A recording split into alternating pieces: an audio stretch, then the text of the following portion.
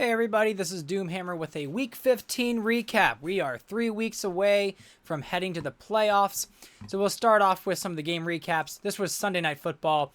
Dolphins destroy the Jets 20-6.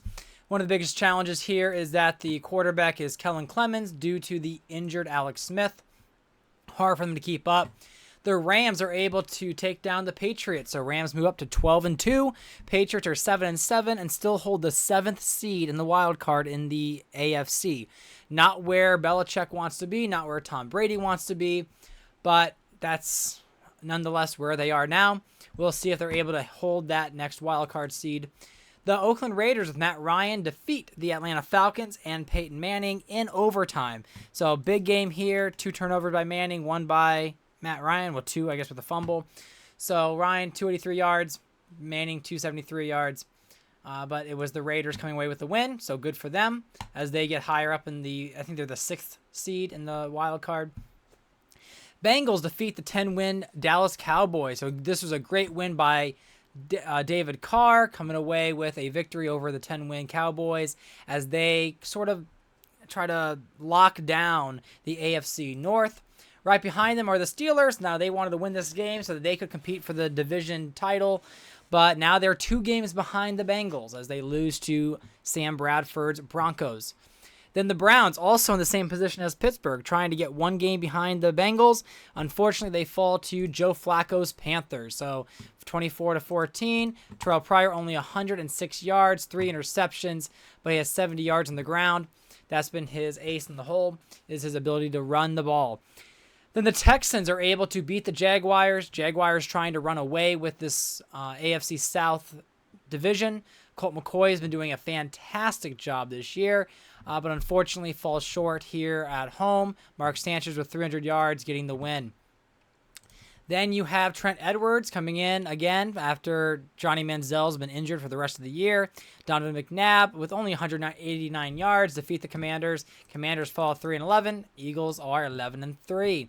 Then you got the Seattle Seahawks with Matthew Stafford throwing 369 yards, and he has a lot of weapons there to throw to. Michael Vick, who has done a better job with the Saints than Geno Smith, unfortunately doesn't throw a touchdown at all. He only rushes for a 16-yarder, so nothing really impressive there. Then you got the Chargers, who come away with a last-second touchdown to defeat the Chiefs. It was a low-scoring game, but it was the Chargers with 2 touchdowns by Aaron Rodgers to get the victory over the Kansas City Chiefs. Chargers go 7-7, which means they are tied with the Patriots, but they are not. I think there might be like the 8th seed or the 9th seed, something like that. Chiefs trying to get to that position, but unfortunately fall short.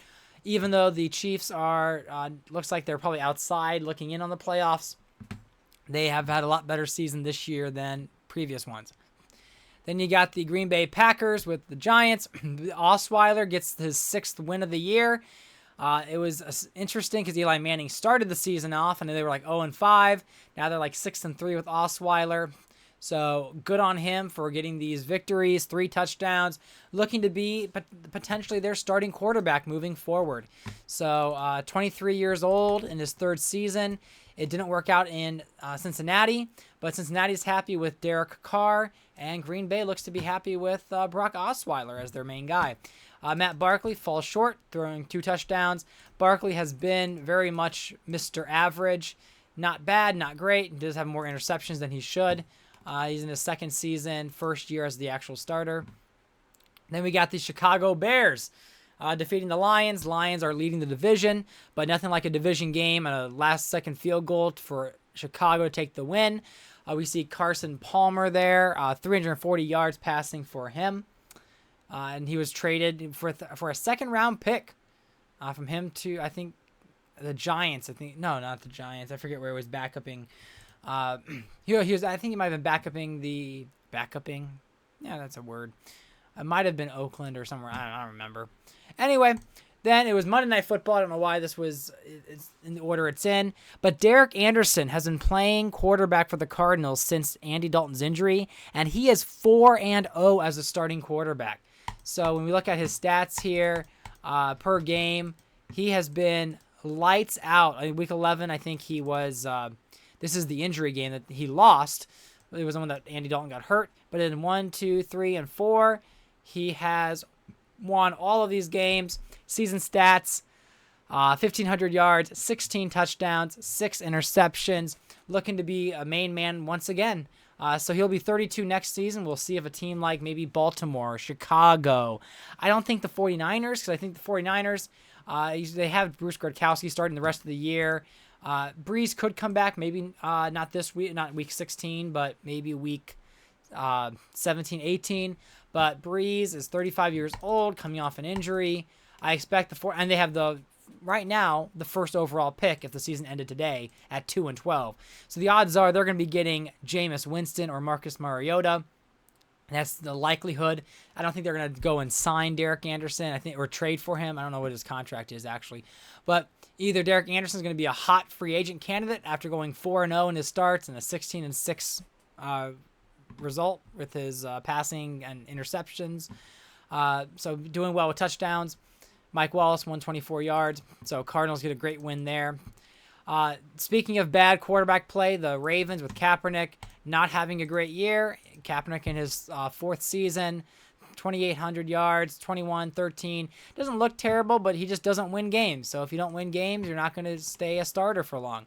Blaine Gabbert also maybe on the chopping block. He's 6-8 this season. He did throw for 4 touchdowns as he demolished the Ravens. McFadden with 132 yards. And then we got the same issue here. Colts 3-11 with Kirk Cousins. RG3 is 6-8. He has 3 touchdowns there, 320 yards. Former reigning MVP. We'll see if he can keep up that same caliber of play. And then the Buffalo Bills. They also could maybe make a play for Derek Anderson with EJ Manuel. He played for most of the game, only threw 6 passes. That's crazy. And then and his year is not even that great. Yet more interceptions than touchdowns. Carlos Hyde only 18 yards. Really rough game for them. Tavares Jackson gets the win for the Tennessee Titans in that game. So any news that's relevant? Yep, makes sense. Yep, some of the storylines for the draft. Top performers: Anderson, RG3, Kirk Cousins, Matt Elam, 2 interceptions. Yeah, I haven't seen much from John Brown this season. Yeah. He's had he has 2 touchdowns for this last game. So he finally makes a splash here as a rookie. Connor Shaw played fairly well. Only threw 7 passes for Buffalo. May consider making... And then Tim Tebow's a disappointment. Tim Tebow didn't play, so I don't know why he's a disappointment. Jay Cutler didn't play. Spiller. Yeah, 3. Injury report. Here's a bunch more injured players. Transactions. Tolson was released. Yeah, we had to make some room. I forget why. All right, so we get to the standings. Dolphins, already clinched the playoffs. Jets right behind it, looking to be the top seed there in the wild card.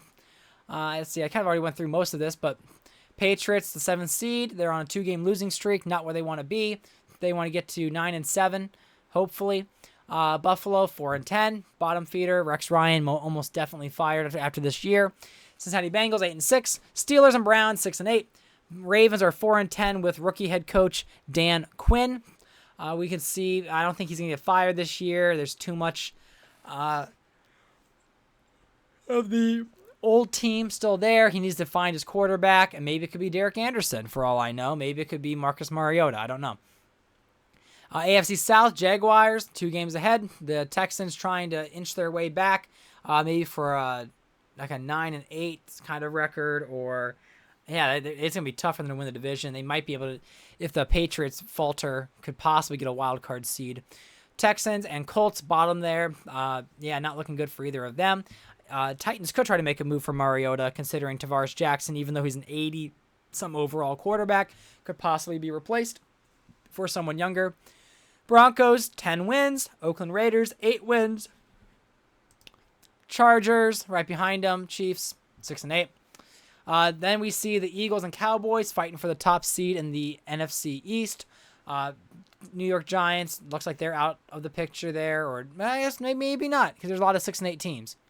No, they're out of the picture because the playoffs are probably Seattle. Yeah, Seattle is 9-5, so it's gonna be very difficult for any of these 6-8 teams to make the playoffs.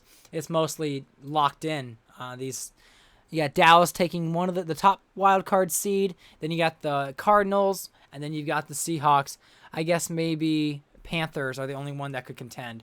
Just for the sake of time, I'm going to just advance a little bit faster, just going to league leaders. You can see Newton already at 4,000 yards with 3 more weeks to go. I haven't had a 5,000-yard passer in a while. He could possibly do it. You can see the rest of the quarterbacks. Then you've got the passing touchdown leaders, Matt Ryan at 40. You can see the top tied for 5th there. Jeff Smoker, best QB rating. Then we got running backs, Chris Johnson leading the way. Bradshaw with touchdowns. Marshawn Lynch, 32 broken tackles. Receptions, we got Julio with 69. Nice. He's injured, so that's going to stay there until Mike Wallace or Crabtree catch up. Julio is also still the league leader in receiving yards.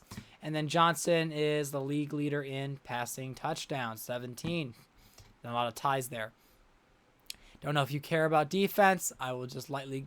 We see 100 tackles by Gerard Mayer. Good for him.